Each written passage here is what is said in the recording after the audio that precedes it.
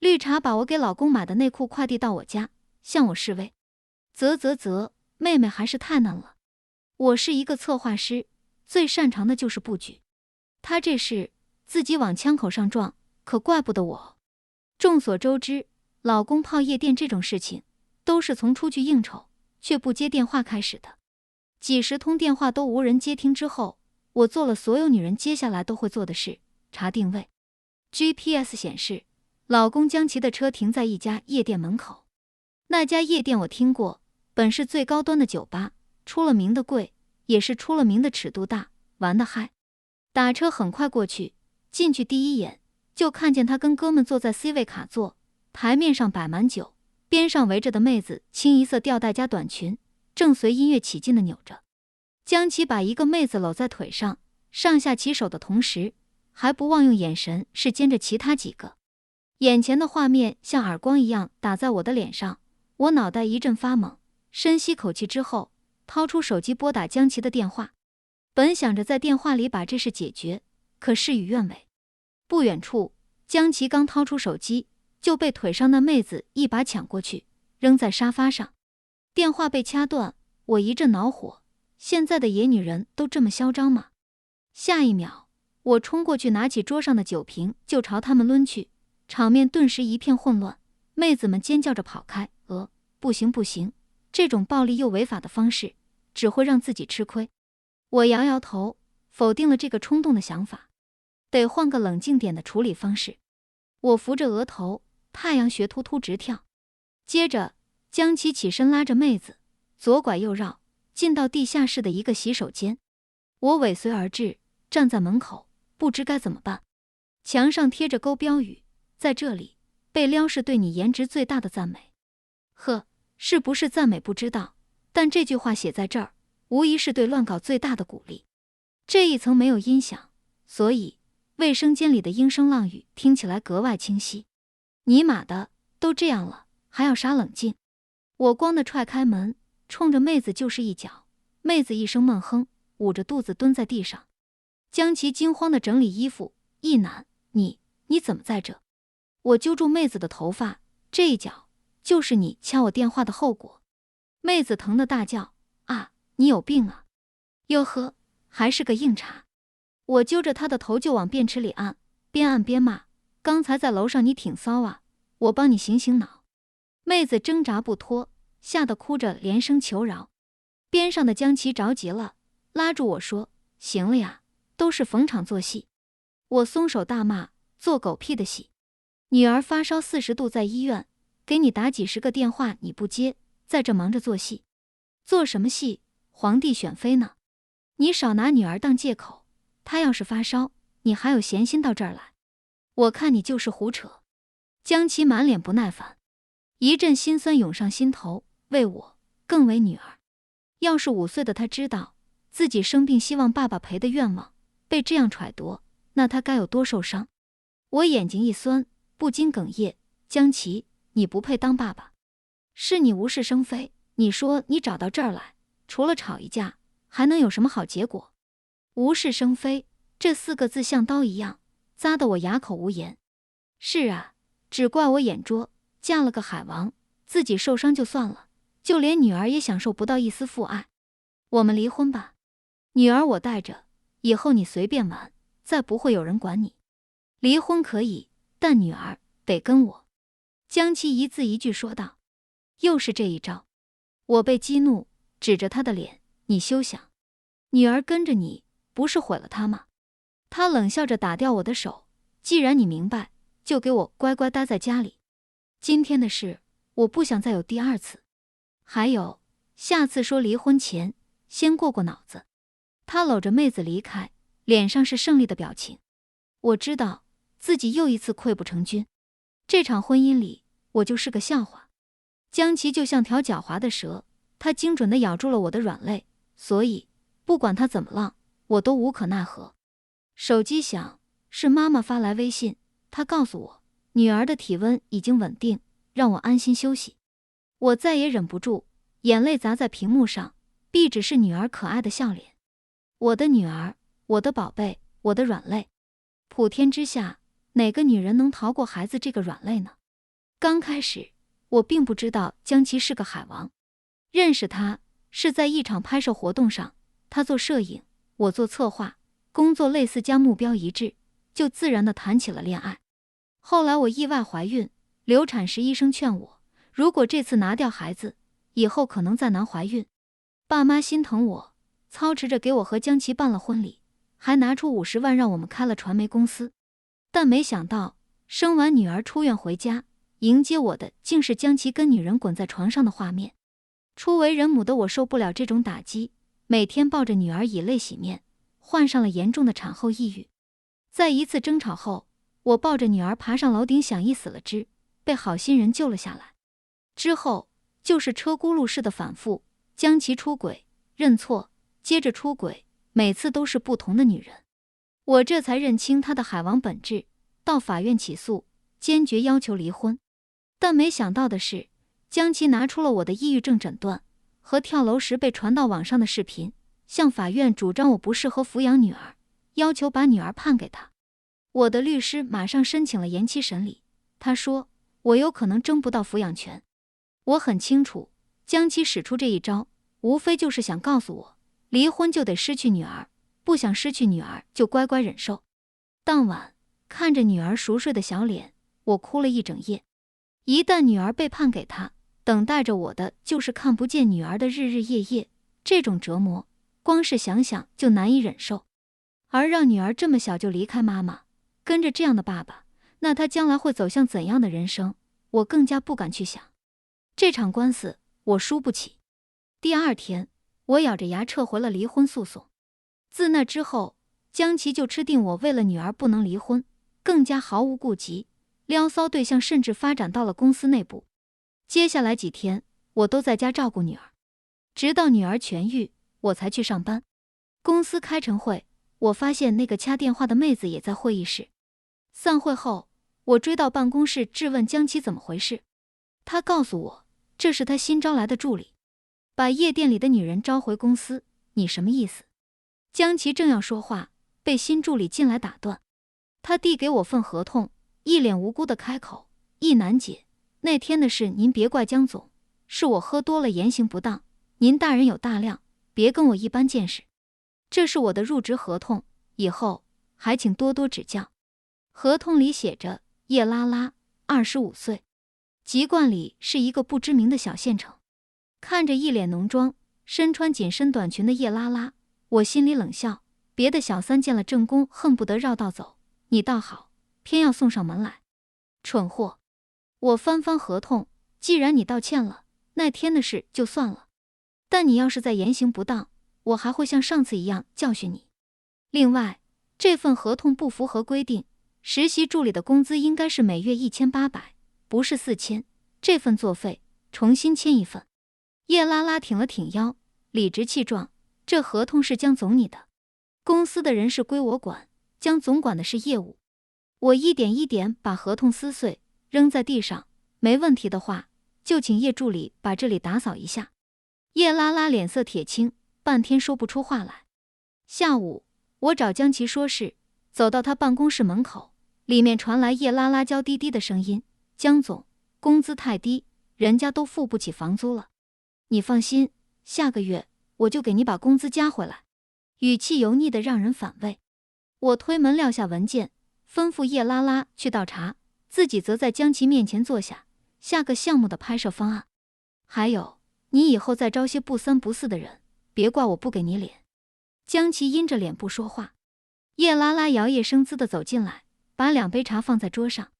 我端起一杯，却被他阻止。哎，这杯是我专门为江总泡的，一楠姐，您喝这杯。他一脸假笑，递给我另外一杯。我伸手接过，见杯口沾着明显的脏污，抬头看叶拉拉，她心虚的别过脸。很明显，她故意使坏。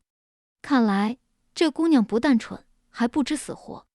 我一把抓过她的手，哗啦一下把整杯开水都浇了上去，空气中立马多了一股烫肉的味道。阿叶拉拉一声惨叫，不敢置信地看着被烫红的手，又看看我，你，一楠姐，你什么意思？我把杯子摔回桌上，你问我什么意思？连杯水都不会倒，还想加工资，当公司是废品收购站吗？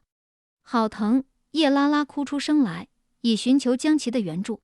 江琪狠狠瞪了我一眼，丢下一句买药，匆匆离开。办公室里只剩下我和他。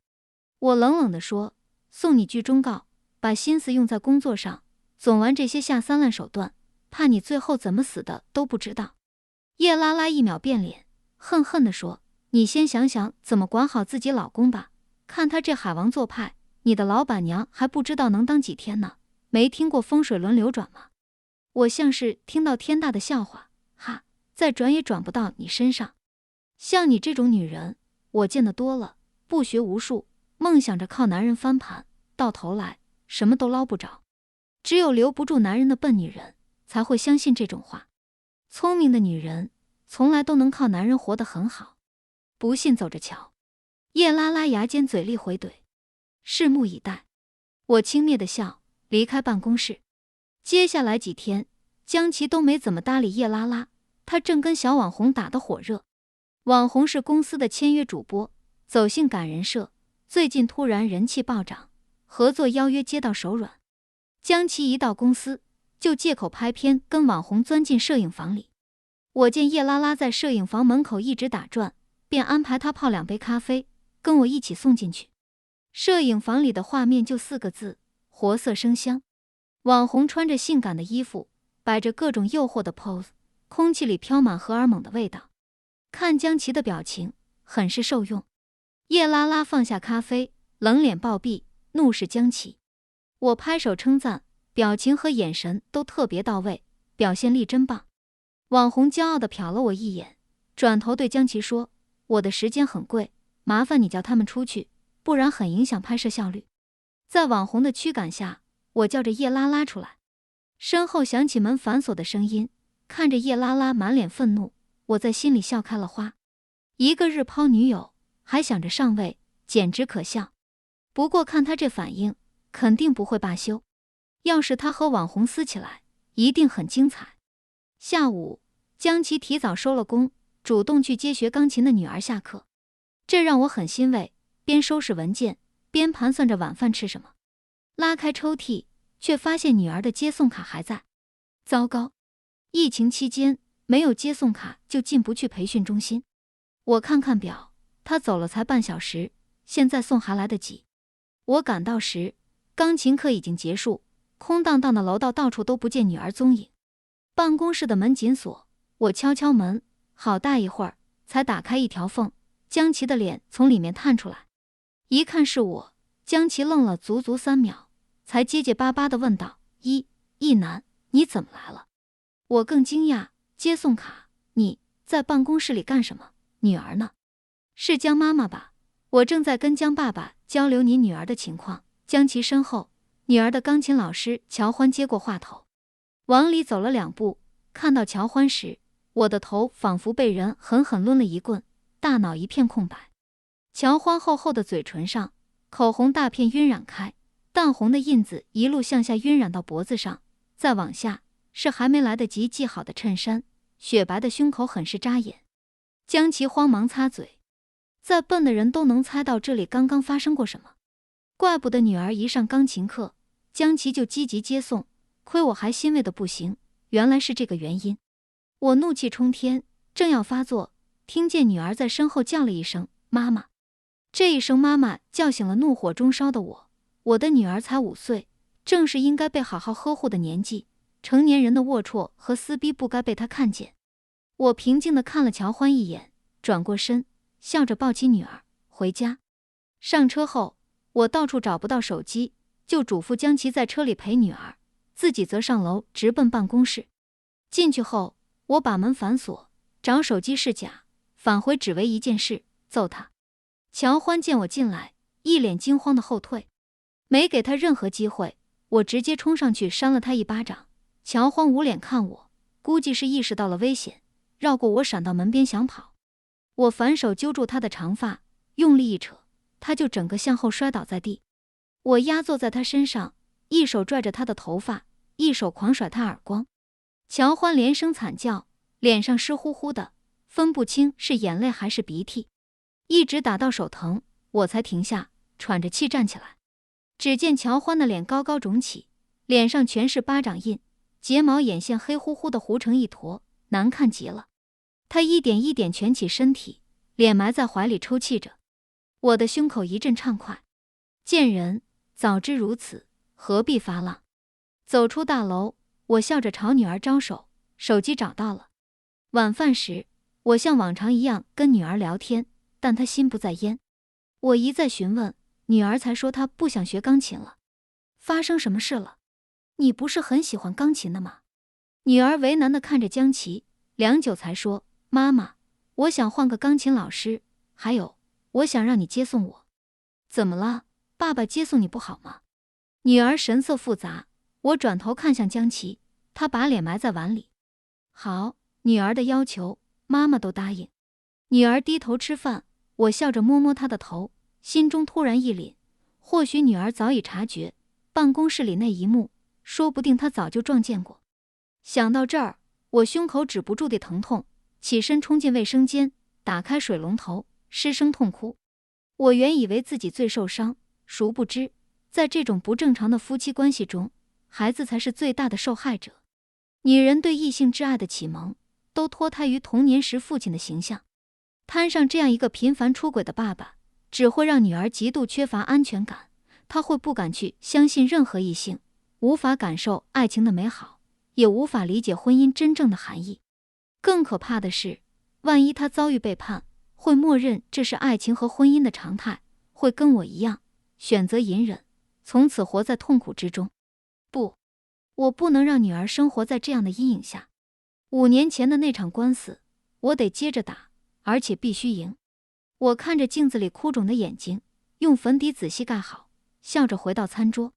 江琪很明白我刚才去干了什么，用探寻的目光打量着我。我坦然与他对视，今时的我已不同往日，女儿仍然是我的软肋，但母爱已让那软肋长出了最坚硬的铠甲。所以，渣男，别想再掐着我的软肋胡作非为。网红的粉丝一路疯涨，他特地包下别墅开趴庆祝。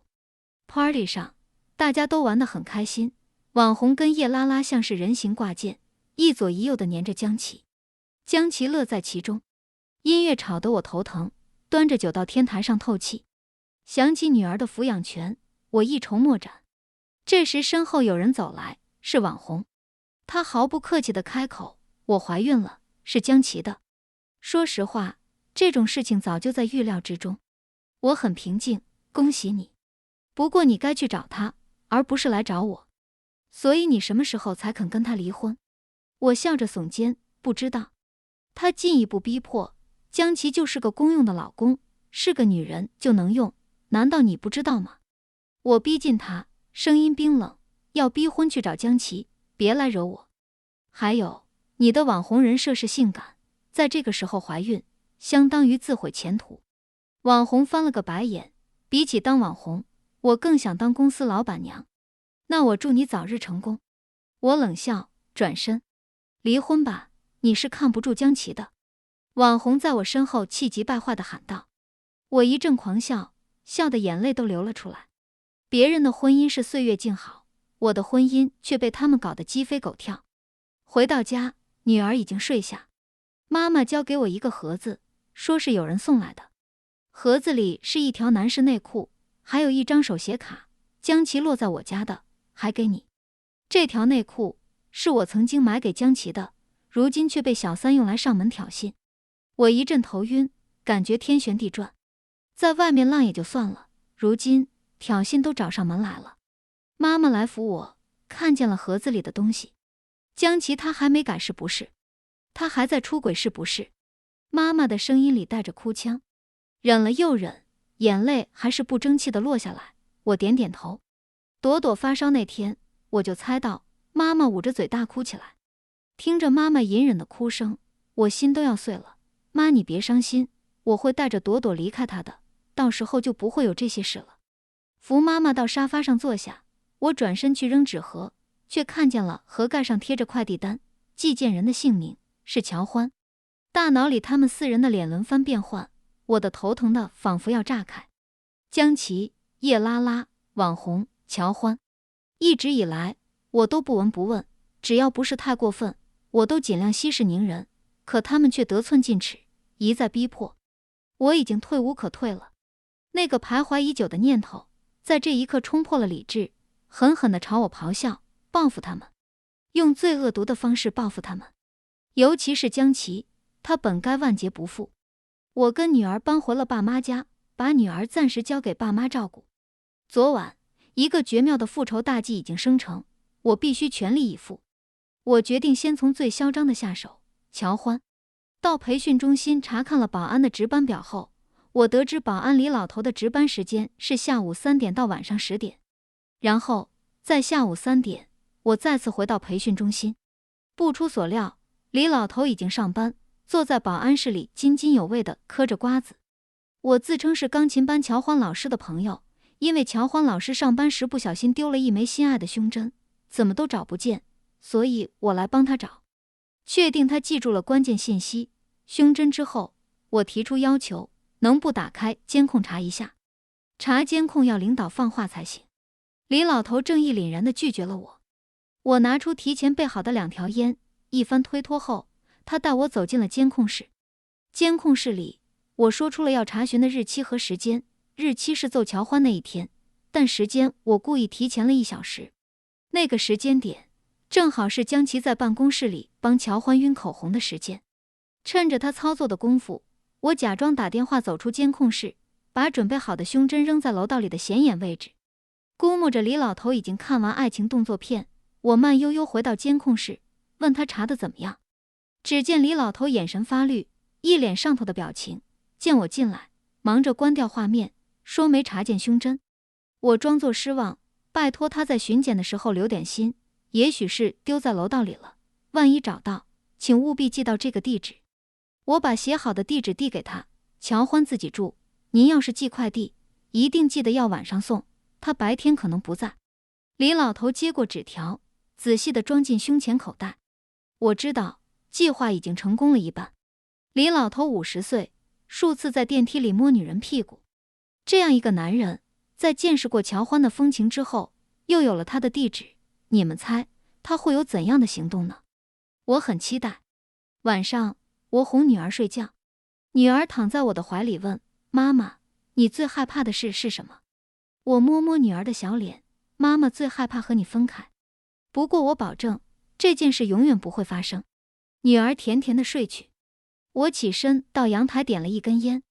每个人害怕的东西都不一样，母亲最怕跟孩子分开，妻子最怕被爱人背叛，独居女人最怕的应该是被陌生男人侵犯，还无法求助，因为这个男人手握自己通奸的视频。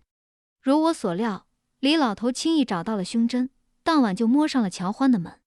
可他并不知道，他找到的那个根本不是胸针，而是胸针样式的监听器。此刻，监听器开始工作，把捕捉到的声音回传到我的耳机里。一开始是乔欢厉声怒斥李老头的声音，后来斥责变成了哀求，哀求变成惨叫，最后是颤抖的哭泣。不，那不是哭泣，更像是生物在极度惊恐之下发出的嘶鸣。最后，耳机那边彻底陷入无声。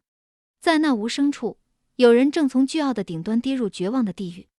我摘下耳机，将烟头狠狠碾灭，走回卧室。这场复仇大戏才刚刚开始。网红的合作邀约越来越多，还与几家品牌签订了长期推广合同。见他越来越忙，我特地安排叶拉拉给他做助理。不出所料，才半个上午，2人就掐起来了。我匆匆赶过去，见网红捂着脸，质问叶拉拉是不是他搞鬼。怎么了？我一头雾水。网红把捂着脸的手放下，只见他的脸上起满红疹，整张脸肿起老高，眼睛都快睁不开了。叶拉拉见状毫不客气地大笑起来，响亮的笑声把在场人的目光都吸引过来。网红肿着脸，本就不愿让人看见，被叶拉拉一笑，气愤地抬手就扇了他一巴掌。你还笑？叶拉拉捂着脸，气急败坏，是你自己皮肤不好，能怪我吗？我看就是你使坏。网红揪住叶拉拉不依不饶，眼看2人要打起来。我上前拉开2人，劝网红，这里人多眼杂，先卸妆回去休息。可谁知，这只是海啸的前奏。当天下午，这件事就被人发在网上，还上传了当时打脸的视频。评论里一片骂声，说大网红欺负小助理。网红的粉丝数直翔，许多人叫嚣着要抵制他。我连夜打电话给网红，公司和你是利益共同体，先过眼前这个坎，粉丝可以再涨，目前最要紧是揪出谁在背后搞鬼。第二天快下班时，网红带着2个大哥气势汹汹地来到公司，是叶拉拉，是他把视频传到了网上。我一惊，看他这来者不善的架势，知道无法阻拦，由着网红把叶拉拉拖进了更衣室。门被反锁，我隔着门板劝网红别冲动，可里面的人毫不理睬，照打不误。叶拉拉的惨叫一声接一声地传出来，最后还是闻声赶来的江琪破门而入，救出叶拉拉。他被打得满脸是血，哭着要报警。江琪一把抢下他的手机，劝他以公司为重，若是非要报警，马上就开除他。江琪的态度让叶拉拉始料未及，他抬起泪眼呆望着江琪，脸上满是错愕。之后他痛哭着跑进了卫生间。我来到卫生间，拍手称赞，演得真棒，看来我没找错人。叶拉拉目光灼灼，我被打得这么惨，之前说好的，你可别忘了。我递上手机，当然，报警吧。网红被警察带走，寻衅滋事，判了15天拘留。消息一传开，他彻底凉透，所有合作全部告吹，还有一大堆的违约金等着他。我来到拘留所里，把文件在他面前摆开，让他签字。这些文件里，除了公司的解约合同外，剩下的都是品牌商的赔偿协议，全部数字加起来，足足有300万。网红脸色灰败，全然没了往日的骄傲。一楠姐，你不能放弃我，等风波过去，我还可以东山再起。我冷笑，你账号都已经被封了，还怎么东山再起？再说，你不是不当网红，一心要当老板娘吗？网红扑通跪在地上，拉着我哀求，我错了，是我不懂事，是我痴心妄想，求求你帮帮我。我甩开他，我的时间很贵，你赶紧签字，别耽误我的工作。他扑上来抱住我的腿，江琪呢？你叫他来，我怀了他的孩子，他不能这么把我一脚踢开。江琪是个什么人，你不清楚吗？他正忙着推公司的新网红，根本没空理你。你知道新网红是谁吗？叶拉拉。我蹲下来看着他，补上最重的一刀，这些赔偿都是江琪跟品牌方商量好的。江琪说，公司不会给你掏1分钱。网红怔住，摸着小腹，一行清泪滑落脸庞。这种错付的表情，我再熟悉不过。此刻，他一定恨透了江琪。我要的就是这种结果。当初是我一手策划，把他从素人推成了顶流，他不但不记恩，还要踩到我的头上。可惜他忘了，我是一名策划师，最擅长布局借势。这一场网红和助理的撕逼大戏，是我一手安排，为的就是让他名声扫地。这事还没完，对一个被封杀的网红来说，300万不是一笔小数，足以将他逼上绝路。餐厅里，我和叶拉拉举杯，合作愉快。一楠姐，我们说好的，把他除掉，你就签我当网红。叶拉拉满脸兴奋，别急，我们慢慢来。第一步，先带你整个容。我微笑说。酒杯碰在一起，发出清脆的声音。医美机构里，叶拉拉被一通忽悠，心动不已，定下了好几个大项目，有眼棕，有去下颌角，还有隆鼻，全都是伤筋动骨的大项目。没关系，我巴不得他多做几项。费用难住了他，这几个项目要花20万。一旁的经理马上说，他们可以提供美丽贷，只要身份证就可以。叶拉拉在犹豫，我知道他担心什么，这种贷款的利息很高，他怕自己还不上。我把他叫到一旁，把公司的推广计划书递给他，这是江总和我一起制定的，等你正式签约后，公司会动用所有资源来推你，保守估计1个月就能做到20万粉丝，到时候每个月只接广告也能有6位数。真的吗？叶拉拉两眼放光，既能变美，还能搞钱，这种诱惑很少有女人能拒绝，尤其是她。我点点头，送上最后一颗定心丸。所以这点钱不算什么。就算公司运营不利，你有这张脸，到哪都是香饽饽。叶拉拉满怀憧憬，刷刷在贷款上签了名，义无反顾走进手术室。恢复期很快过去，叶拉拉兴冲冲地出现在我面前，摘下墨镜，露出一张精美的脸。我由衷赞叹，你真美。只可惜公司不行了。这2个月发生了很多事，网红躲了起来，品牌和商家找不到他，只能转头来向公司要赔偿。公司拿不出这么多钱，那些人就把公司告上了法庭。现在一切业务已被暂停，员工们走的走，辞的辞，公司一片狼藉。叶拉拉一脸错愕，当初是你说没问题，我才花20万整的容，现在20万变成了40万，你跟我说公司倒闭了，让我怎么办？你现在有颜值，还能去别的公司应聘当主播呀？我找过了，他们都不用我。现在要债的每天跟着我，让我还钱。叶拉拉快哭了。我双手一摊，我自身难保，怕是帮不了你。你还是想想别的办法，实在不行就重回夜店去卖酒，只要努力，还是能还清高利贷的。听到这，叶拉拉一点一点地睁大双眼，终于明白过来，你害我。我微笑着放下水杯，你都知道了，那我就不装了。知道为什么没公司要你吗？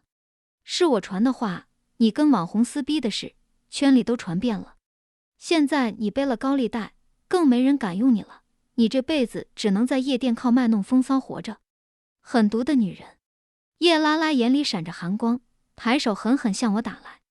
啪，巴掌应声落在我脸上。你算个什么东西，也配跟我动手？一个不知廉耻的小五，当着我的面勾勾搭搭，我不狠毒，难道任由你骑在头上胡作非为？我一步步逼近。我没打你，已经是你的造化了，你居然还敢打我，找死吗？叶拉拉的脸惊恐到变形，我抬手狠狠扇去，整的再没有何用，一巴掌下去，现原形。啊一声尖利的叫声，叶拉拉双手捧着歪了的鼻子，服也不是，不服也不是，只能皱着脸吸气。我拍着她的脸，啧，刚做好的鼻子歪了，你是不是没钱去做修复？要不我帮你掰回来。叶拉拉脸上挂着泪，惊惶地摇头向后退。我猛地凑近她，我警告你，滚远点儿，否则我让你永远出不了恢复期。叶拉拉捂着鼻子，哭着跑远。原来把欺负自己的坏人打哭，感觉这么爽。但我没有太多时间，我深吸口气，把视线转回面前的电脑。离婚官司明天就要开庭，我得找到江琪一直以来要挟我的证据。电脑里每个文件夹，不管是隐藏的还是明面上的，我都翻遍了，还是找不到。他能藏到哪呢？也许他是放在家里的某个地方。虽然很不想回那个家，但为了女儿，我必须找到那些东西。我不能让他用所谓的证据要挟我一辈子。离开公司，我到地库开车回家。不知是不是错觉，总觉得有人在跟踪我。不管了，眼下离婚的事最要紧。家里乌烟瘴气，外卖盒跟垃圾袋扔的到处都是，将其瘫卧在沙发。破产的海王只是个穷流氓，再也浪不起来。我没空理他，在家里一通翻找。你在找什么？穷流氓起身看着我。你藏哪了？哦，找你那抑郁病史，明天开庭，你怕我拿这个要挟你？我停下动作，凝视着他。江琪，我会打赢明天的官司，你别想再要挟我。江琪走过来，做事要抱我，被我一把推开。一男，我错了，我向你道歉，别离婚好吗？你看现在公司也垮了，我们一起努力，把公司再做起来，好让你再四处勾搭。别做梦了，我已经忍了5年，一天都不想再忍。这个婚你离也得离，不离也得离。江琪摊摊手，我们不是过得挺好吗？干嘛非要离婚呢？挺好。那些哭着失眠，隐忍到吐血，还得在女儿面前强颜欢笑的日子，他居然说挺好的。我浑身发抖，眼泪不受控制地流了下来。那是你的感受，你觉得好，因为你是那个拿刀的人，你根本不懂被伤害是什么滋味。我声嘶力竭地吼道。你总是这样上纲上线，我是个男人，我有生理需求，得解决呀。就像人饿了要吃饭，你想简单点，事情就简单了。他的语气仿佛出轨是一件再正常不过的事。这就是海王的逻辑，伤害了对方，还要怪受害者自己想不开。一时间，5年来所有的屈辱通通涌上来，我狠狠扇了江琪一个耳光。渣男，你给我听好，离婚以后，我会带着女儿离你远远的，你永远都别想再见到女儿，你不配。我重重地摔上门，逃开了这里。这场婚姻就是个噩梦。第2天，官司准时开庭，公司、债务、房子都一分为二。江琪一概同意，他满脸轻松，似乎这场官司只是个玩笑。在说到女儿的抚养权时，果不其然，江琪故技重施，再次拿出我的跳楼视频和抑郁的诊断，给我扣上一顶抑郁症的帽子，强势争起了女儿。视频播放后，在场的人全都哗然。律师看了我一眼，他慌了。开庭之前，他就担心官司会像5年前一样输掉。同为女人，她很清楚孩子的抚养权对我来说有多重要。我微笑着向他点点头，拿出准备好的 U 盘，里面是家里的监控拍下来的视频。视频诚实地记录着家庭成员的日常，我作为母亲每天照顾女儿的日常，和江琪作为渣男每天晚出早归的日常。接着，视频内容给了所有人一个惊吓。我住爸妈家的这段时间，江琪带了女人回来过夜，4次，都是不同的女人。这个视频无声地点燃了法庭，我甚至能看到法官因愤怒而咬紧牙关。我的律师起身说道：“江先生对婚姻造成的伤害，相信大家都感受到了。而我的当事人易楠女士，正是因为初为人母就遭此伤害，才患上抑郁症，发展成跳楼事件。后来，她为了不离开女儿，困在这样的婚姻里整整5年。这5年，她没有得到半点作为妻子的幸福，所以我恳请法官，别让她再失去作为一个母亲的幸福。我相信，她完全有能力做一个好母亲。”判决之锤清脆地落下，我赢了。走出法院，爸妈和女儿正等在门口，我抱起女儿，一家4口开心地笑。我沉浸在幸福中，只觉得眼前一闪，反应过来时，女儿已被江琪抢过去。她双目通红如野兽，别过来，想要女儿就跟我复婚，否则别怪我狠心。女儿哇哇大哭，我心急如焚，却不敢贸然上前，你别伤害她。这时，一个女人突然从旁边窜出来，抱住她：“江琪，你离婚了，我终于等到这一天了。”女人摘下口罩，露出一张熟悉的脸，是网红，她的肚子已经高高隆起。这些天一直有个鬼鬼祟祟的身影，原来是她在跟踪我。江琪满脸厌恶地推开网红：“滚开，别添乱。”在场的人都不知该作何反应，呆呆地看着这出闹剧。网红趴在地上哭了起来：“你不是说会对我负责吗？现在你离婚了，我们结婚吧，孩子都5个月了，他都能听见你说话了。我骗你的，你现在背了这么多债，傻子才娶你。”江琪声音冰冷。网红嘤嘤地哭起来，边哭边说：“知道你在骗我，可是我想，说不定你看见孩子就改主意了呢。你知道吗？自从被房东赶出来，我睡过火车站，捡过别人的剩饭，我一直在想，为什么我的人生会走到这一步。”网红抬头潸然一笑，眼里闪过狠厉：“后来我想通了，是你毁了我，你该负责。既然你不肯，那我也毁了你。”网红抽出一把尖刀，嚎叫着朝江琪扎过去。江琪双手抱着女儿，根本无力躲闪，刀子会扎到女儿身上。躲躲！我惊呼一声，扑过去撞在网红身上。网红跟我一起摔在地上，血一滴2滴落下来。江琪瞪大双眼，不可思议地看着没入身体的刀子，手上一松，慢慢瘫软倒地。我接住女儿，紧紧抱在怀里，安慰道：“没事了，妈妈在。”刀扎在江琪的小肚上。网红再次被抓，故意伤害罪，判了1年。为什么只判1年？因为我那天一撞，让刀避开了要害部位，等于间接救了江琪一命，但也让刀扎在男人最要命的部位。没错，扎在了他的老二上，伤得不算重，江琪3天就出了院。但是伤到了神经，不仅功能丧失，而且后半生都会尿失禁，也就是说他太监了。听到这个消息时，我不厚道的笑了，这真是一个意外之喜。我跟女儿正式搬回爸妈家，开始了新的生活。幸福的婚姻都很相似，不幸的婚姻却各不相同。千万记得，与其在烂透的婚姻里挣扎度日，不如勇敢清盘，给自己一个幸福的未来。